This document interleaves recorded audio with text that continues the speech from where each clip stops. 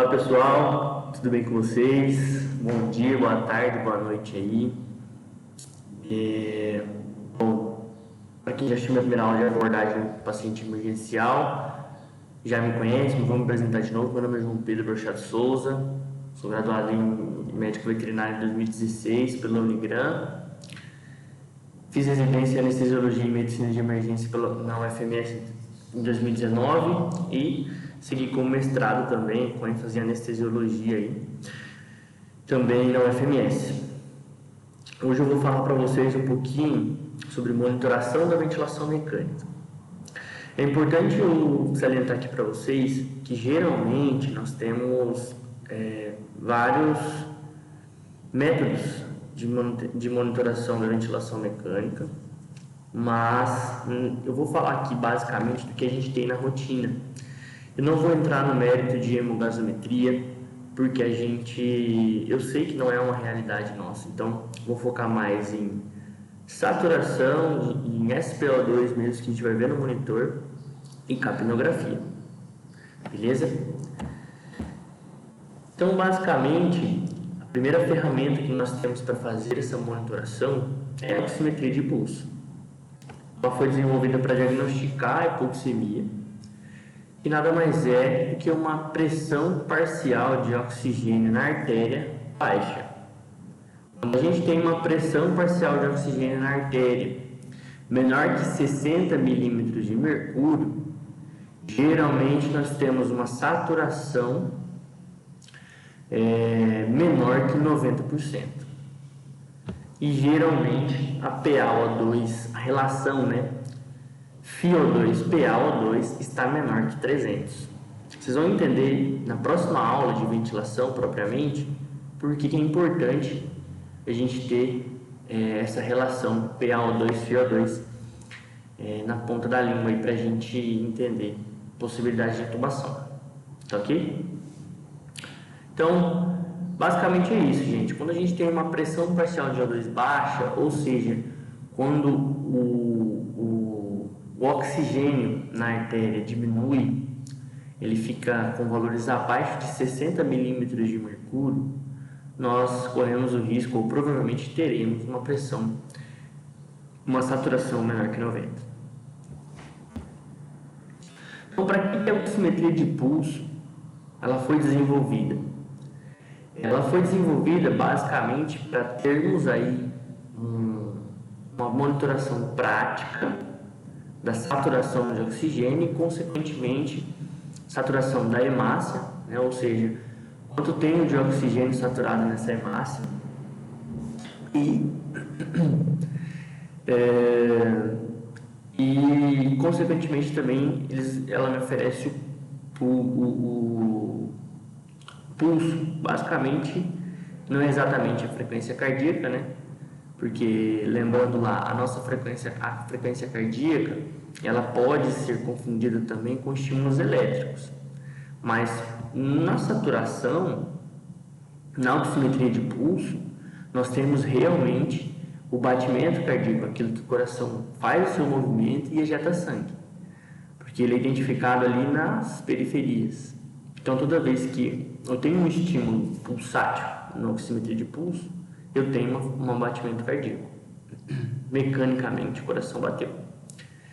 Às vezes, no eletro, nós temos aí batimentos que são identificados, mas são apenas estímulos elétricos. A gente chama, às vezes, como por exemplo, nas arritmias sem pulso, por exemplo. Então, a gente tem um ataque, por exemplo, ventricular, que acaba não tendo pulso. Então, nesses momentos, a saturação, o oxímetro vai ser mais fidedigno para aferir a frequência cardíaca.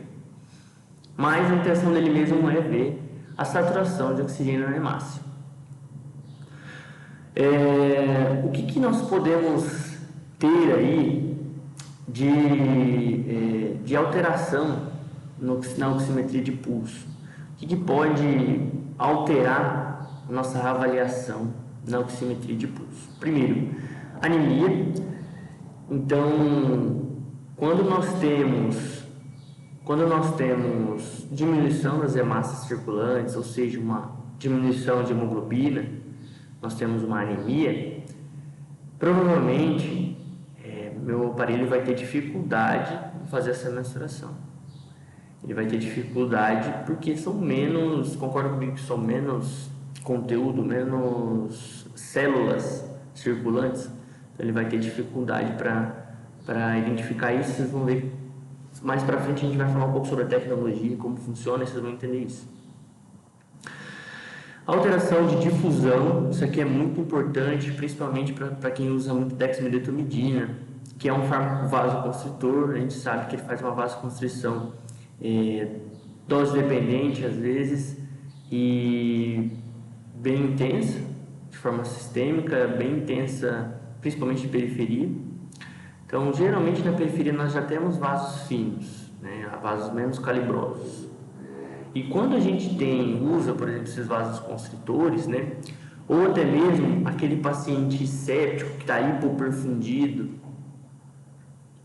aquele paciente que tem alguma alteração em relação à perfusão, que também pode ter dificuldade para ferir. Pode diagnosticar para mim aí uma hipoventilação, paciente que geralmente está hipoventilando, né? Um paciente que vai estar com a capilografia aumentada e também com a oximetria de pulso diminuída. À medida que o paciente diminui seu volume corrente, se isso for algo que possa interferir na oxigenação, na distribuição de oxigênio, na oferta de oxigênio para o corpo, para o organismo, provavelmente vai aparecer na oximetria de pulso também. Shunt congênito, atelectasia, então a gente pode ter aí alterações também por conta de shunts congênitos ou pulmão que teve alguma lesão, tem alguma lesão crônica e acabou fazendo alguma atelectasia grave. Também pode ser algo que eu posso identificar e posso ter problema na oximetria. E baixa PO2, ou seja, altitudes elevadas e a falta de oxigênio também pode indicar uma desoxigenação, oximetria de pulso baixa. Então eu coloquei isso aqui para vocês, para a gente entender um pouco sobre qual é o papel da hemoglobina na oferta de oxigênio, o que nós temos na hemoglobina e o que nós veremos através da saturação de oxigênio. Então, essa aqui é a formulazinha de oferta de oxigênio, que nada mais é que débito cardíaco vezes a concentração de oxigênio na hemácia. Basicamente, se nós olharmos aqui do lado esquerdo, nós vamos ver que o débito cardíaco, né, então, ou seja, a oferta de oxigênio é dependente do débito cardíaco, que nada mais é do que o volume sistólico vezes a frequência cardíaca.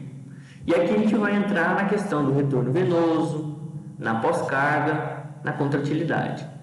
Eu coloquei isso aqui para colocar um ponto aqui. É importante a gente lembrar disso daqui quando a gente for falar de ventilação mecânica. Então é importante vocês terem isso aqui em mente. Por quê? Na ventilação mecânica, quando a gente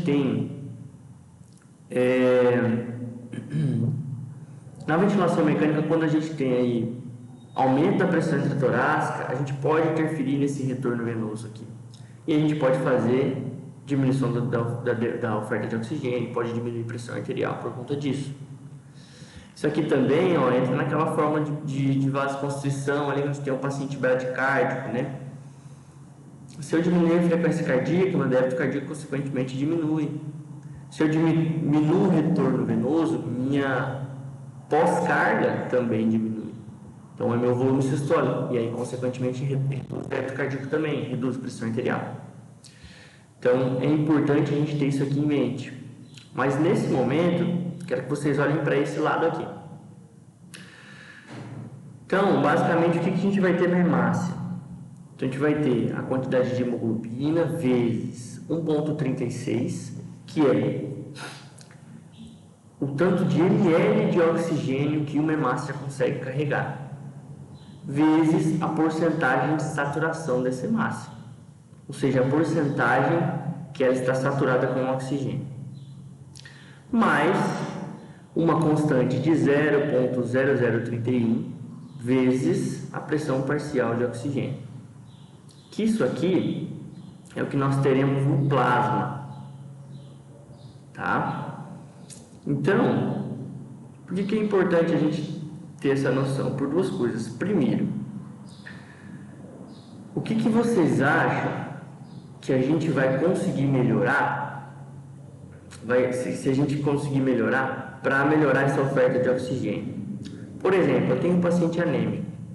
Se eu aumentar o volume intravascular nesse paciente, se eu fizer fluido nesse paciente, eu vou melhorar a oferta de oxigênio?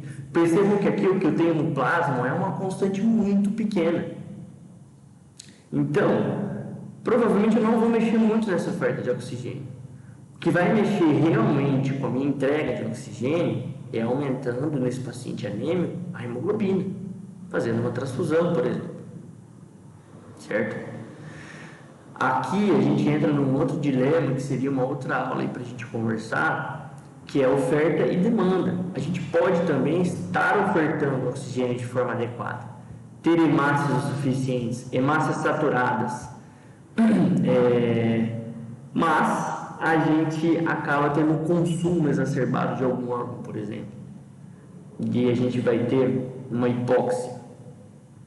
É importante a gente entender essa diferença. Que a hipoxemia é quando a gente tem aqui, ó, essa saturação aqui, ó, essa quantidade de oxigênio que fica dentro da hemácia diminuída. Hipóxia é quando a gente tem essa quantidade de oxigênio diminuída no órgão, em células-alvo, por exemplo. Tá bom? Então, para vocês entenderem, o oxímetro, a hemácia, perdão, ela vai ser saturada com oxigênio, ou seja, o meu oxigênio vai andar aqui dentro.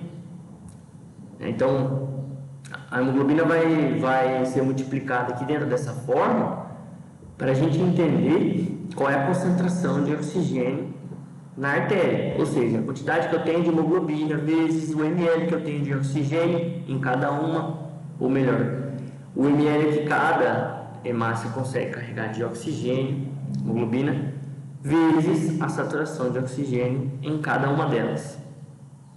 O que pode alterar aqui? O paciente anêmico altera a minha hemoglobina.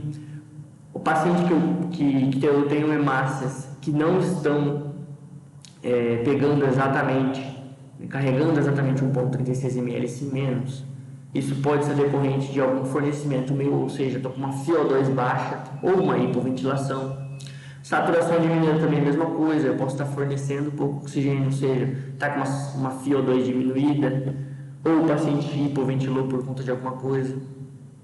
Tá? Então,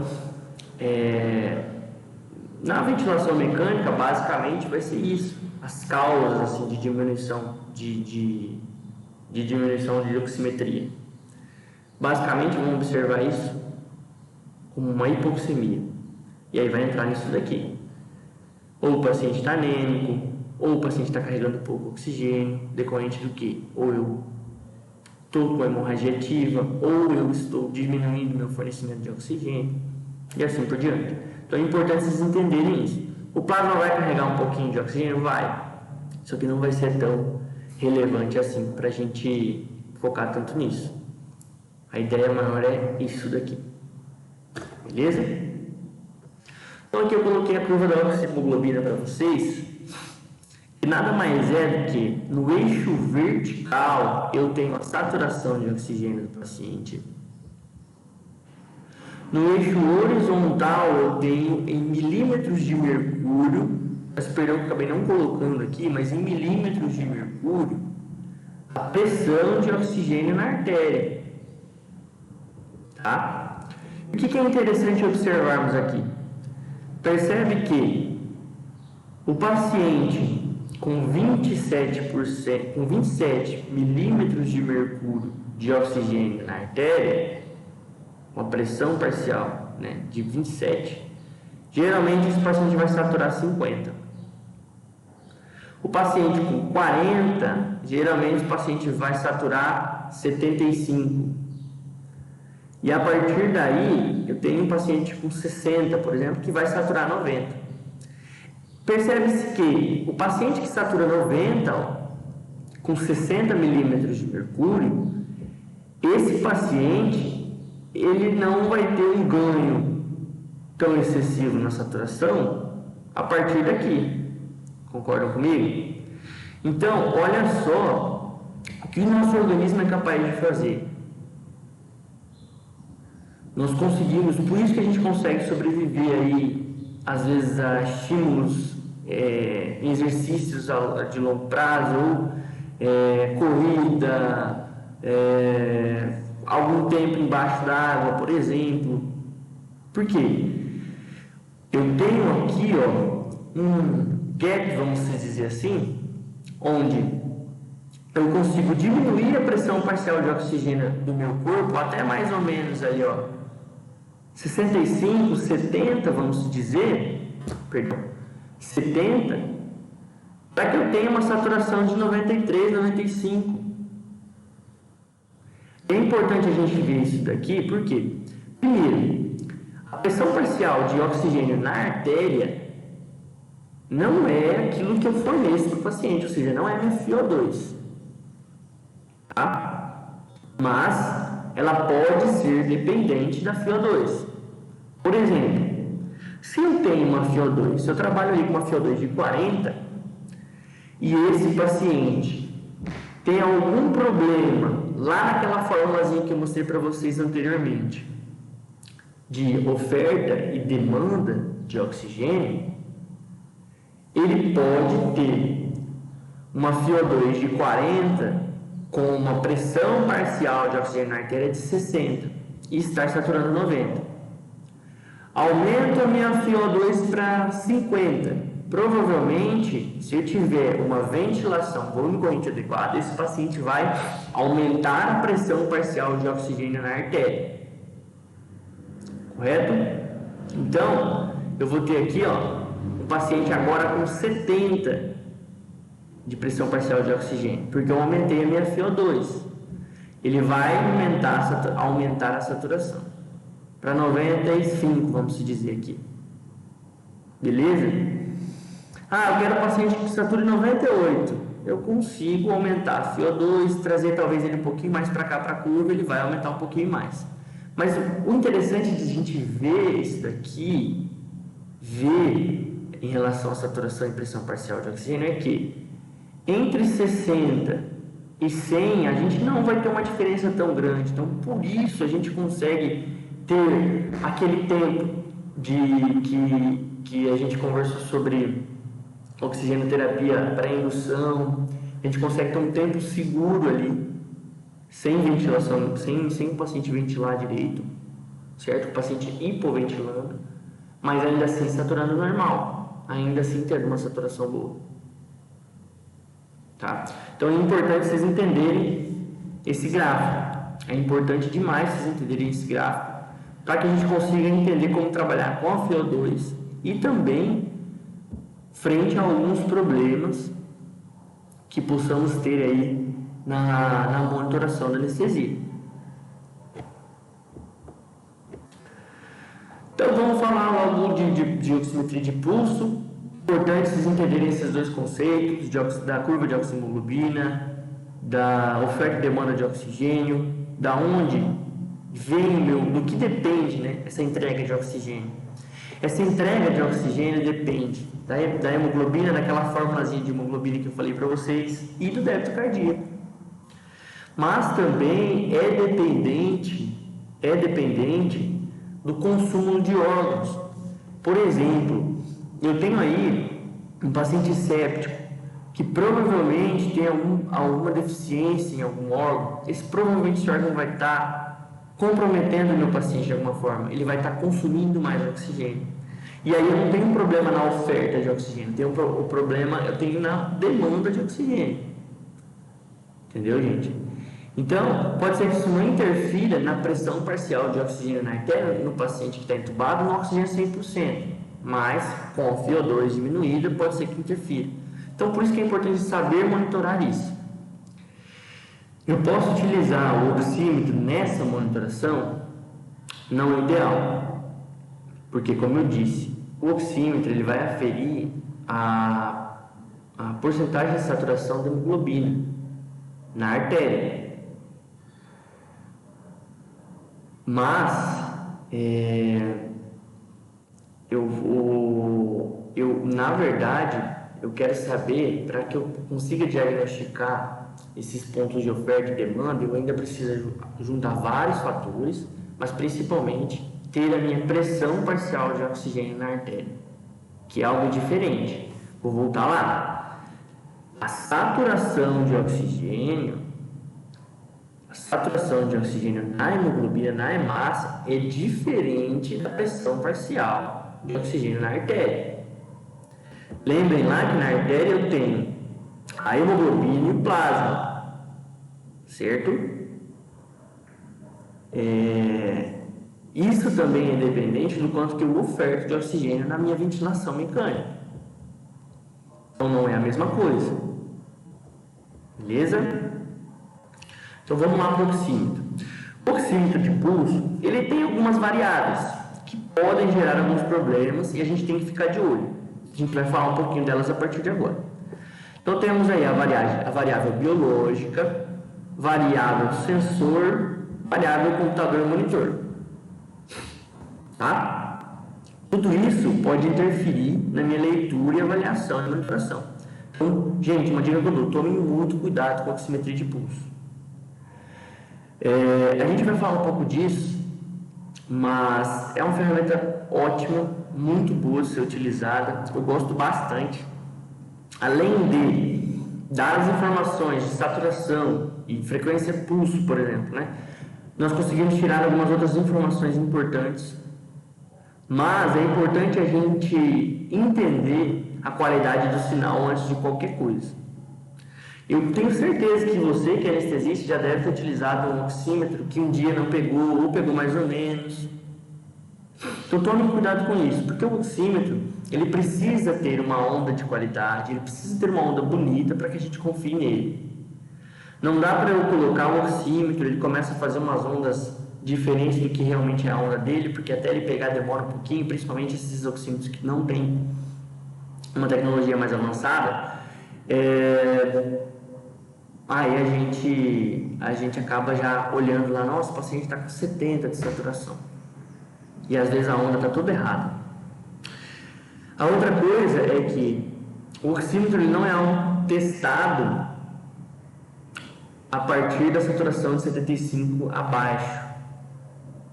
Ou seja, quando eu tenho um paciente com a saturação menor que 75, pode ser que esse sensor esteja com problema e não seja o paciente. Tá? Então não é algo tão confiável assim.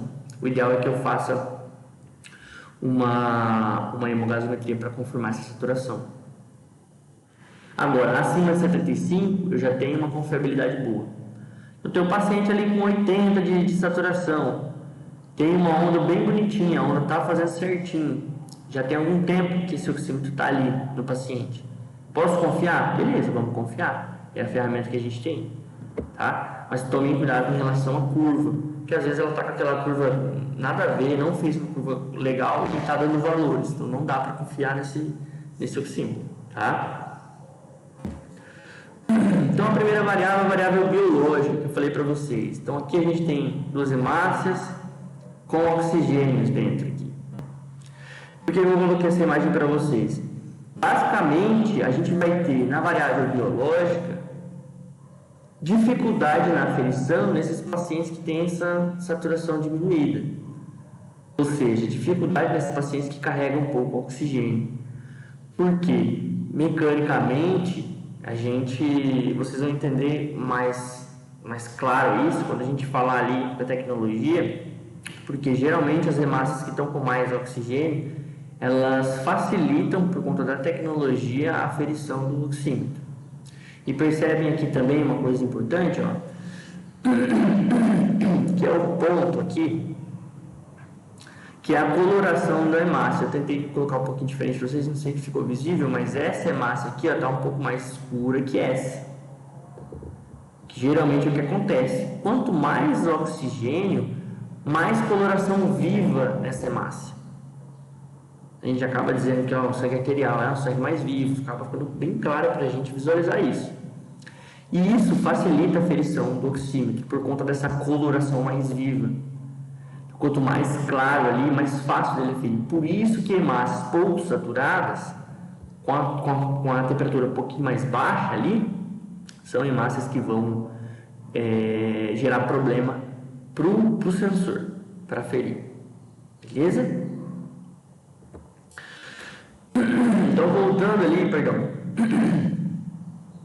voltando ali na curva da oxihemoglobina. Voltando ali na curva da oxihemoglobina. Mais uma vez, gente, vou mostrar para vocês aqui, ó, nós temos saturação de oxigênio no eixo vertical, pressão parcial de oxigênio por milímetro de mercúrio no eixo horizontal. Então, ó, percebe que quando eu tenho aí uma pressão parcial de oxigênio de 55, ó, de 60, eu tenho um eixo aí com uma saturação mínima de 90. Beleza? Quando eu tenho aí um paciente, ó, com a temperatura um pouco menor, CO2 diminuída, pH um pouquinho mais alto, paciente alcalose talvez, eu consigo ter saturação até menor, ó, 90, com a pressão parcial de oxigênio de 35. Então existem várias variáveis que podem mudar essa saturação aqui pra gente. Então é importante tomarmos cuidado com o oxímetro. Por isso que ele é um parâmetro um pouco perigoso, principalmente nos pacientes críticos. Aqueles pacientes que estão vasoconstrictos, hipotérmicos, pacientes que estão hipoperfundidos. Então tomem muito cuidado, tá, gente? Tomem muito cuidado em relação ao oxímetro.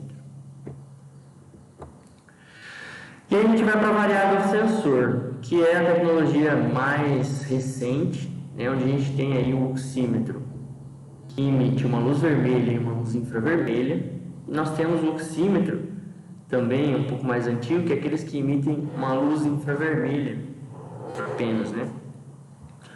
E aí ele recebe a luz do outro lado. Geralmente essa tecnologia aqui é a mais recente. Então é uma tecnologia bem melhor, é um oxímetro bem mais confiável. Basicamente, emito a luz vermelha e emito a luz infravermelha. Essa luz vai identificar toda a estrutura pulsátil. Ela vai excluir todas as outras estruturas. Ou seja, essa luz ela vai excluir derme, epiderme, músculos, tendões que estão aqui e vai absorver só o que está pulsátil, que é a minha artéria. Veia também ela não vai absorver. Ela vai absorver só o que está aqui pulsátil, na artéria. Tá? Essa é a diferença. Então o oxímetro ele vai dar para mim valores dentro da estrutura. Por exemplo, se eu coloco no meu dedo aqui, estrutura pulsátil, ou seja, ele vai pegar o que está passando só na minha artéria lá. Tem veia, tendão, tudo que ele não vai aferir. E por isso, gente, que por exemplo, vou fazer uma boca no gatinho lá.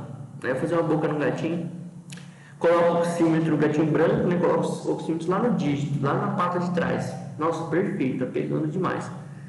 Se a gente colocar o manguito de pressão no mesmo membro, a partir do momento que ele começar a ferir a pressão, ele vai inflar e garrotear o membro. Então, eu não vou ter aferição de oxímetro mais, porque não vai pulsar nada lá no final do membro. entendeu? Então ele vai pegar toda a estrutura pulsátil. E por isso também, quando tem um paciente hipoperfundido, um paciente aí séptico com uma vasoconstrição severa, periférica, eu vou ter muita dificuldade de aferir. Como a tecnologia também é feita por luz, e como eu falei para vocês que a coloração da hemácia importa bastante, essa luz ela precisa atravessar essas estruturas. E por isso que quando a gente tem um gatinho preto, por exemplo, ou a língua mais escura do show lá, nós vamos ter dificuldade em ter esses dados. Porque o oxímetro vai ter dificuldade de atravessar todas as estruturas, porque a tecnologia é dada através de luz. Então vamos lá para essa imagem aqui, para a gente ver como é essa tecnologia. E aqui, reparem que eu queria mostrar para vocês aqui como é a diferença, né, dessa hemácia quando ela está mais oxigenada. Então, quando eu tenho aí, a hemácia desaturada, reparem que quando eu tenho a hemácia saturada, ou seja, quando eu tenho essa hemácia com um oxigênio, uma quantidade de oxigênio legal, ela tem uma coloração melhor, com quantidade de oxigênio boa, a luz infravermelha, a luz infravermelha se atravessa melhor. Já quando eu tenho essa saturação, essa hemácia, né, na curva da oxemoglobina ali, eu tenho uma luz vermelha que vai passar com mais facilidade. Beleza? E aí, a gente consegue ter a absorção dessa estrutura pulsátil, e aí a gente consegue ter os valores. Então, concordam comigo que a variável sensor depende de coloração, depende de conteúdo pulsátil aqui, ou seja, tem uma vasoconstrição severa, e depende também da minha hemoglobina saturada. Beleza? Uma outra coisa bem interessante que nós temos na variável sensor, eu decidi falar aqui também, que vai nos ajudar, é a curva em si, a curva plextimográfica. A curva plextimográfica nada mais é do que uma pressão sistólica, ou seja, uma pressão sistólica, aumento a pressão, eu aumento a amplitude da onda, seguida de uma pressão diastólica. Então, sistólica, diastólica, que é essa segunda em vermelho. Então, a partir do momento que eu tenho sístole e diástole, eu tenho uma pressão exercida contra minha região de saída. E aí a gente tem toda essa força se propagando por todos os vasos e a pulsação lá na periferia onde a gente está com o oxímetro. E por isso ele vai me dar essas duas ondas. Então essa onda de sístole e de diástole. Basicamente é isso. Tá? Por que isso é importante? Geralmente, nesse contexto, a gente consegue diagnosticar vasoconstrição e vasodilatação nesse paciente. Tá? Por quê? A segunda onda, vamos voltar lá. Essa onda de diástole, ela me indica o fechamento aórtico. Ou seja, fechamento dessa válvula aqui, que é a válvula de saída do meu coração para o corpo. E a partir do momento que eu tenho vasoconstrição, ou seja, eu tenho um vaso assim, eu fui lá e fiz dexmedetomidina na MPA. Paciente normodilatado, o paciente vai ficar vasoconstrito. Certo? A partir disso, o meu coração vai ter que fazer um pouquinho mais de força, ou um pouco mais de força, para retirar o sangue de dentro dele, porque agora ele enfrenta uma resistência maior. Isso a gente chama de resistência vascular sistêmica. Então é fácil. Vamos imaginar a mangueira do jardim lá. Quando a gente está lá lavando a calçada, meio com sono ainda, de manhã, né? Essa saída, essa quantidade de sangue que vai sair, essa quantidade de água que sai da mangueira, ela sai com uma facilidade, porque é dependente da pressão que está vindo lá da torneira, com certeza, mas também porque o tamanho de saída dela é grande. Se eu aperto a mangueira para fazer uma pressão maior, ou seja, se eu faço uma vasoconstrição, eu diminuo o tamanho de saída, eu diminuo o volume dessa mangueira, faço isso, e aí eu tenho uma pressão maior de saída, porém um volume diminuído.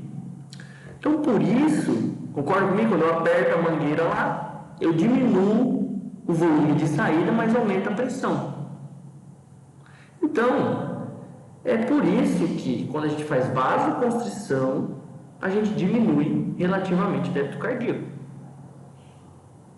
Tá?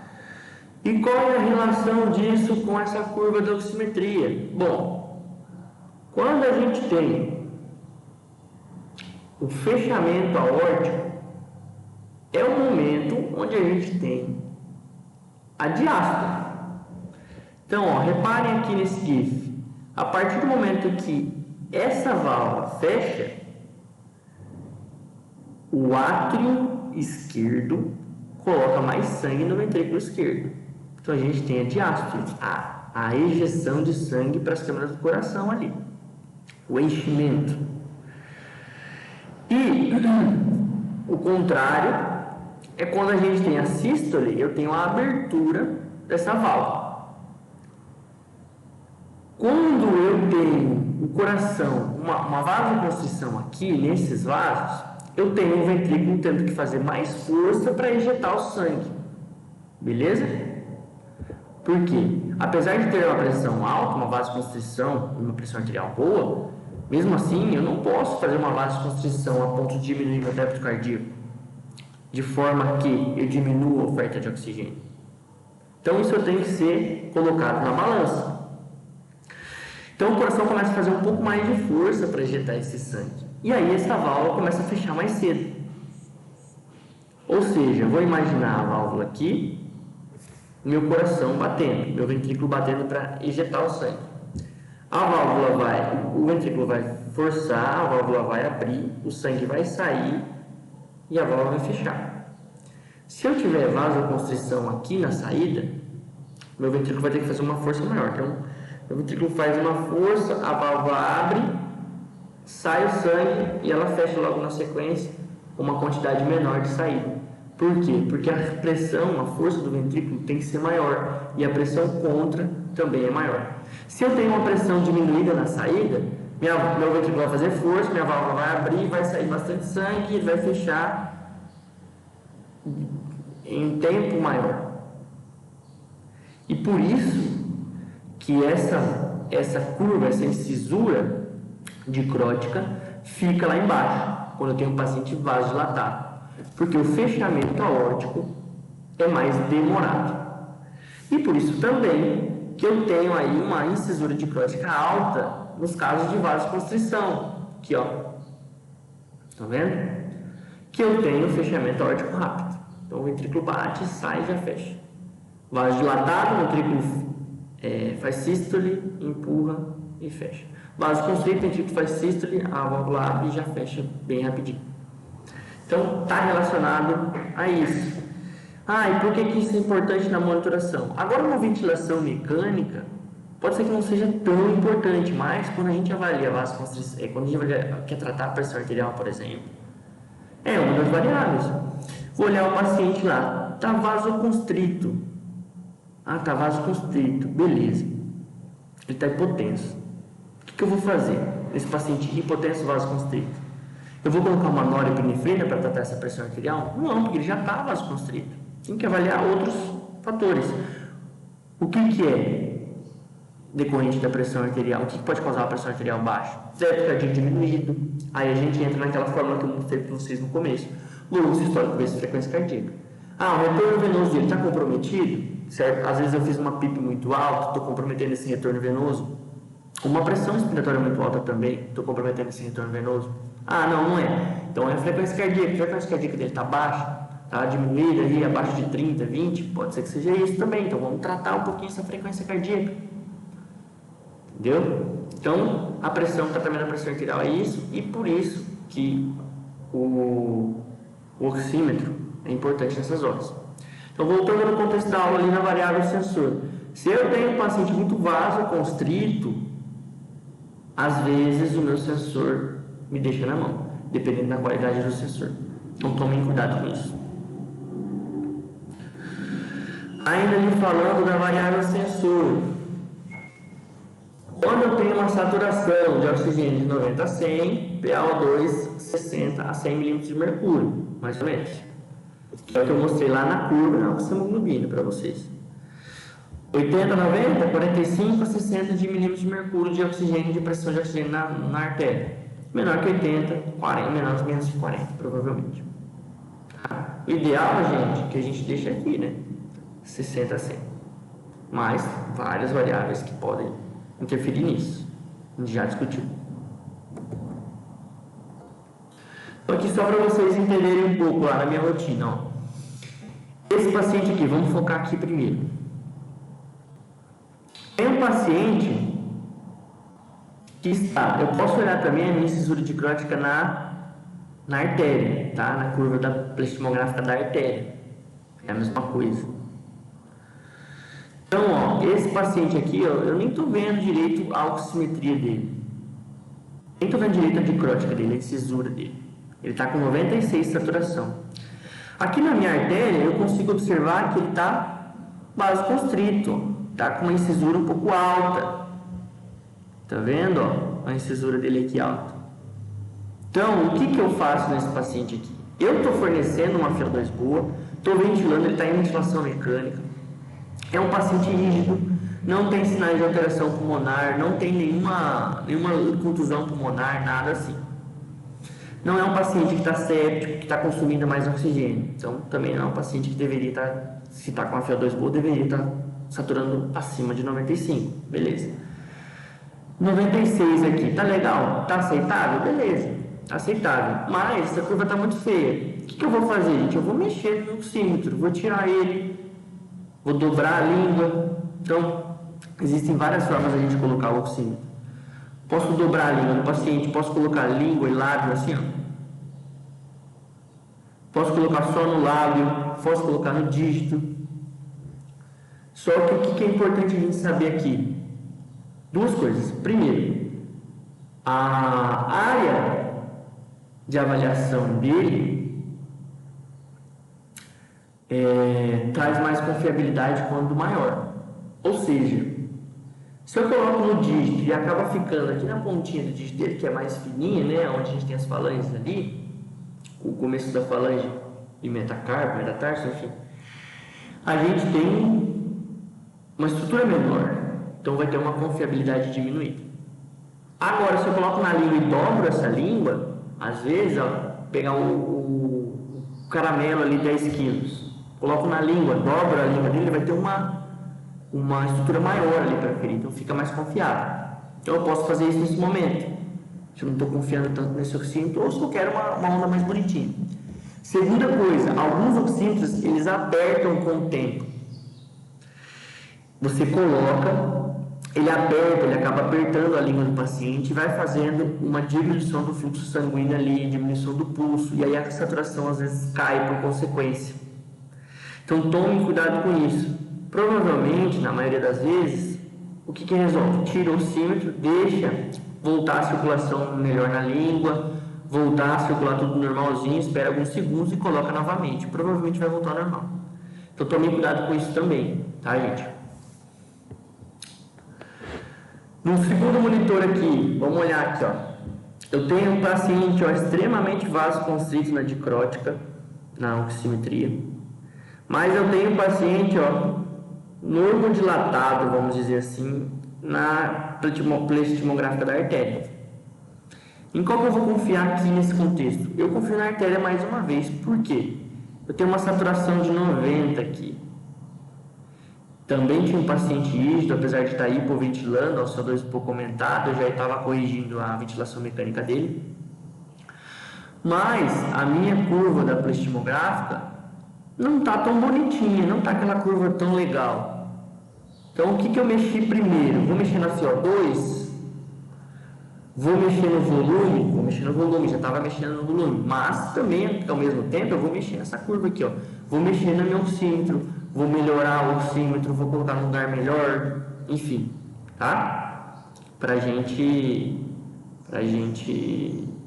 ter uma aferição mais fidedigna, ter uma curva mais bonita e assim, aí sim começar a confiar. Agora vamos para esse outro monitor aqui, O paciente jogou na mesa, era um cardiopata, ele foi fazer mastectomia, extremamente obeso,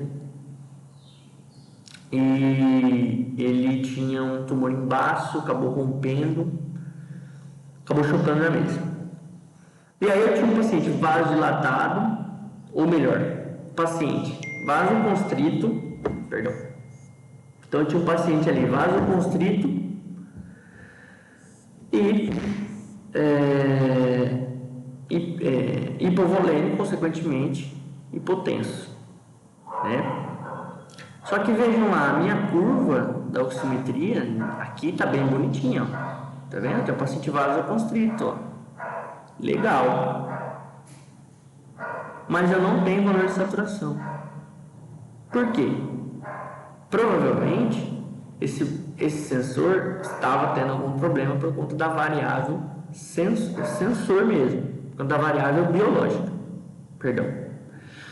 Porque o paciente perdeu muito sangue, muito rápido, não estava chegando uma quantidade adequada de hemoglobina ali na região que o sensor estava, o paciente estava hipoperfundido e aí eu não tinha como o monitor me entregar um valor fidedigno. Então, mas o que eu sei aqui? Eu sei que o paciente está vasoconstrito, eu vou confiar na curva, porque está bonitinha. Confiei na curva aqui. O paciente está vasoconstrito. Então, no caso aqui, eu até sabia que não adiantava muito eu fazer norepinefrina nele. Eu precisava de volume. Então a gente trocou a bolsa de sangue, tudo foi resolvido. Porém, eu sabia que esse paciente estava vasoconstrito. Então se eu fizesse só NOR nele, não ia resolver. Ele já estava vasoconstrito. Então o oxímetro também nos ajuda nessas questões aí. Beleza? E aí a gente fala também de capnografia. Capnografia também aí, na minha opinião, um dos melhores artefatos que a gente tem para monitoração, principalmente a capnografia do monitor, é algo bem prático para a gente. Basicamente, ela nos dá o CO2 inspirado e expirado. Vai me dar aí uma noção de ventilação do paciente. Pelas configurações do monitor, né, a gente pode ter aí ondas de capnografia, que são essas de preenchimento, né? Ou linhas apenas, né? Como você preferir, você vai configurar aí no seu monitor. Então nós temos a capnografia, que é a onda propriamente dita. A gente vai falar um pouquinho dela daqui a pouco. E a capnometria, que são os valores. Geralmente ele vai me dar CO2 expirado, que é o EtCO2, ou seja, o CO2 expirado, e o CO2 inspirado. Então vamos entender lá a fisiologia. Tem o CO2 lá na célula, que vai ser substrato de alguma metabolização, sei lá, quebra o substrato aí do uso de bicarbonato, por exemplo. Ou seja, normalmente, né, pela respiração celular, a gente tem esse substrato CO2. Ele vai para a corrente sanguínea, chega no coração, de lá vai para o pulmão, lá para os alvéolos. Os alvéolos vão fazer a troca com o capilar e aí o pulmão vai retirar do organismo através da expiração, que a gente avalia aqui na capnografia. Então aqui eu tenho os valores de expiração e inspiração aqui. Cada monitor tem um jeitinho de colocar, beleza? Mas a gente consegue ver aqui, ó. CO2, ins CO2 4 barra ET CO2 44 e frequência respiratória. A curva ela é dividida em 4 partes, vamos se dizer. Então aqui eu tenho o início da expiração, ou seja, o momento em que meu CO2 começa a aumentar. Tá? Então eu tenho o início da expiração, que geralmente me traduz as zonas de West lá, né? Vocês lembram das zonas de West? Nas partes superiores, tá? Que vai me dizer mais sobre essa parte superior. E aí a gente tem a região alfa, que geralmente ela é arredondada e vai mimetizar ali o ponto 2, né? Que é a região mais alta da zona de West. E a região beta, que é o momento onde se inicia a inspiração, ou seja, vai diminuir o CO2. Consequentemente, eu tenho, é um pouco confuso, mas expiração é o momento onde eu tiro todo o CO2 do corpo. Então, por isso que a curva aumenta. Por isso que a capnografia, a curva aumenta e a capnometria aumenta. Porque é o momento onde eu estou tirando o CO2. Então, ó, tiro o CO2. Quando eu faço a inspiração novamente, eu tenho que ter um CO2 zerado. É normal inspirar CO2? A gente vai falar um pouco disso mais pra frente, mas não é normal ter inspiração de CO2 no aparelho, desde que ela, na verdade, o normal, desde que ela fique entre 1 e 2 no máximo. Mais uma vez a curva aí para vocês entenderem. Então, ó, esse é o momento, no momento beta, no eixo beta ali, na curva beta, perdão. A gente vai ter a mensuração do CO2, certo? Expirado total. E aí o início da inspiração.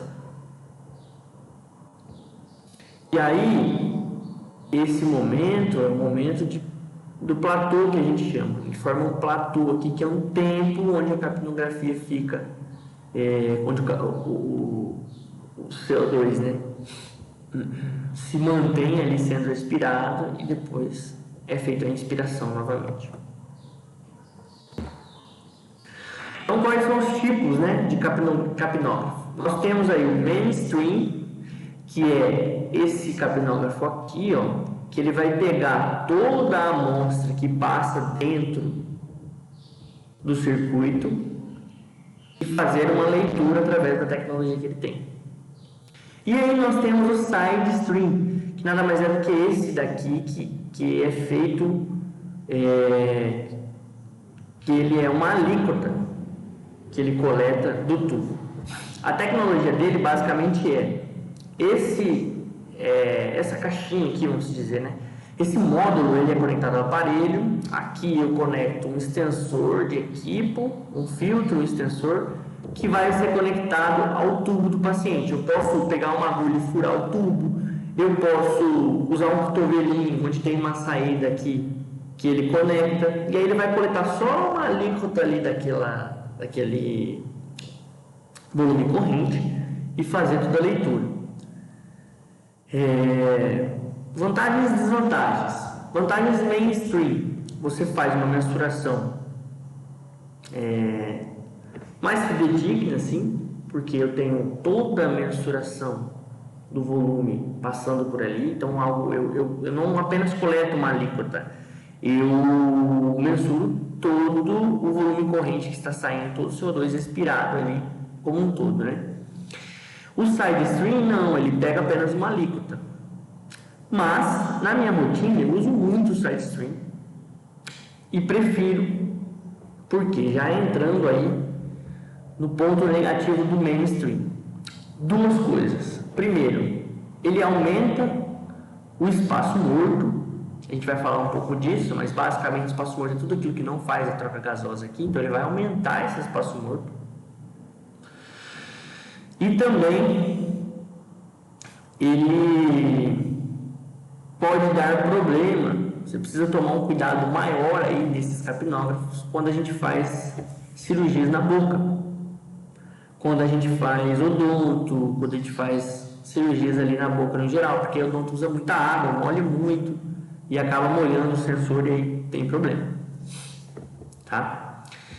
O side stream, ponto negativo, ele coleta essa alíquota do circuito em si através de basicamente um sugador. Ele fica sugando o ar o tempo inteiro. E às vezes, se a gente não tiver um filtro adequado,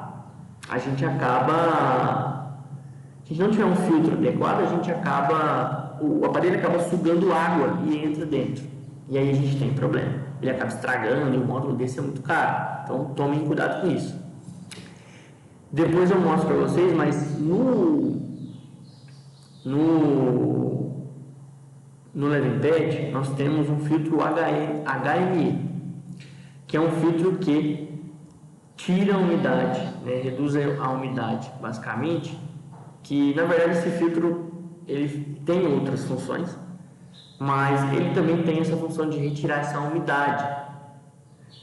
Então, geralmente eu uso na minha rotina esse filtro como um filtro para o capnógrafo também, que evita passar líquido ali para o capnógrafo. Então, o que pode alterar a minha capnografia? Espaço morto anatômico,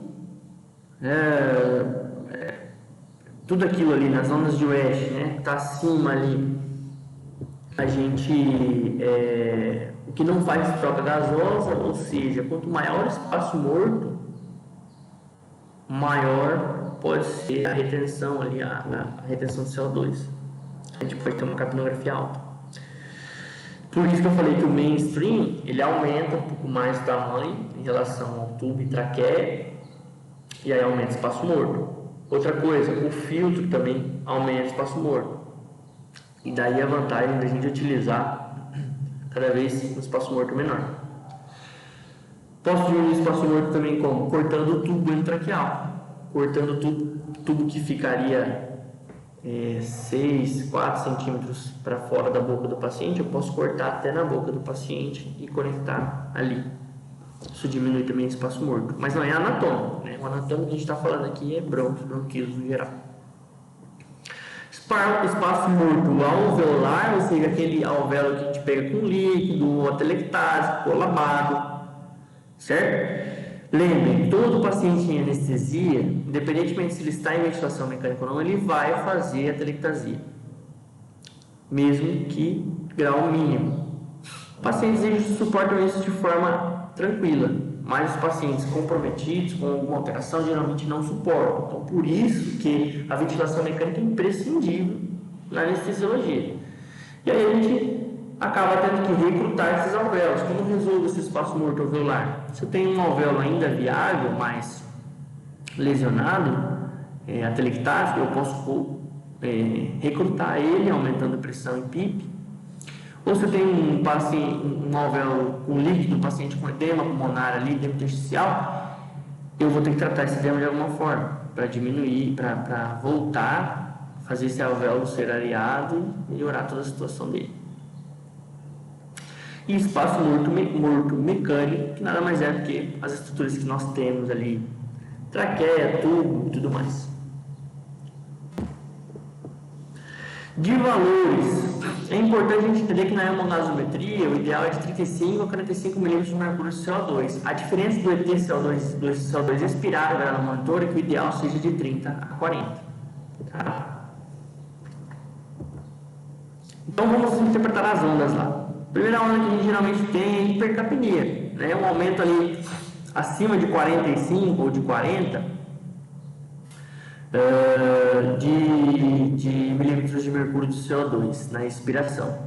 Então essa onda aqui maiorzinha um pouco, um aumento da taxa metabólica pode causar isso, rápida elevação da temperatura corporal pode causar isso, estado hiperdinâmico, redução da frequência respiratória e redução do volume corrente, que vão corresponder em hipoventilação, podem causar hipercapnia.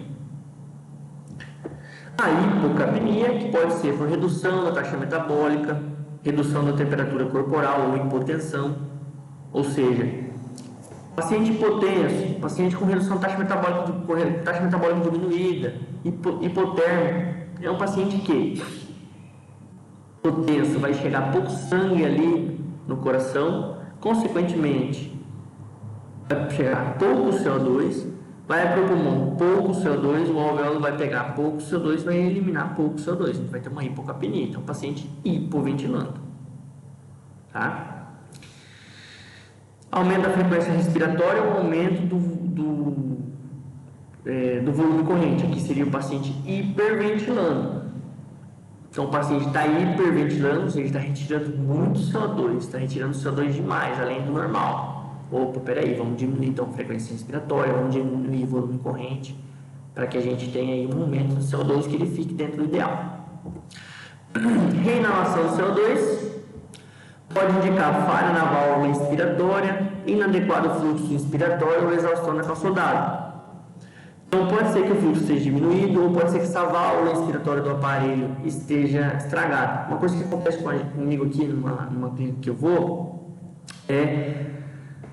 a válvula inspiratória ela acaba suando um pouquinho e aí acaba ficando um pouco de líquido ali e aí a gente começa a ter CO2 inspirado, mesmo com a calça soldada boa.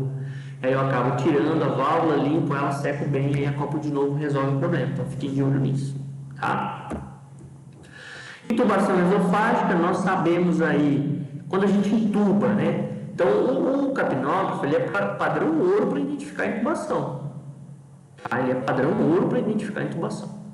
Então, quando eu intubo o paciente, conecto o capnógrafo no tubo, eu posso ali com o balão do aparelho fazer um movimento leve para ver, um ou dois movimentos leves para ver se realmente essa curva de capnografia faz certinho no monitor e aí beleza, eu fixei o tubo, confirmei minha intubação, eu vou fixar o tubo agora, vou posicionar no paciente e sim iniciar minha ventilação mecânica, tá? Às vezes eu intubo o esôfago e ele acaba fazendo uma onda pequena como essa, ou até mesmo maior, faz uma onda maior depois faz uma menor. Por quê? A mucosa gástrica produz CO2 também, geralmente a gente tem um pouco de CO2 no estômago, os animais a mesma coisa, e aí acaba fazendo essa ondinha ali e acaba confundindo a gente, então tomem cuidado. Contaminação da amostra com o ar ambiente, geralmente essa curva dá uma afinada aqui, né? Então, cuff desinflado, tubo pode estar pequeno, mesmo com o cuff inflado pode estar contaminando com ar, ou se tiver com máscara laringe, ela pode estar desacoplada. Broncoespasmo, no caso aqui a gente tem um aumento da resistência de saída do ar, então a gente tem um achatamento ali daquela curva alfa, né, que eu falo para vocês, ela diminui o tamanho, tá? E aí a gente acaba tendo aí a famosa barbatana de tubarão, né? Como que eu trato isso? Broncodilatadores, tá? Respiração contra o ventilador, que é aquele paciente que vai brigar ali, né? Daquela brigada, isso é bem comum. E oscilações cardiogênicas. Não se assustem quando vocês verem isso no capnógrafo, tá, gente? Essas ondinhas aqui, que geralmente é decorrente aí de oscilações cardiogênicas. O coração acaba batendo e acaba empurrando um pouco o pulmão, ele acaba expelindo um pouco de CO2 ali, dessa forma. Bom? É isso de monitoração. Espero que vocês tenham gostado. Se tiverem alguma dúvida, alguma coisa, eu vou conversar com o pessoal para passarem meu contato, a gente vai conversando, passando um e-mail depois. Vocês podem mandar para mim, a gente vai conversando, precisar de alguma ajuda, trocar uma ideia, a gente está aqui, beleza? Obrigado, gente, até a próxima.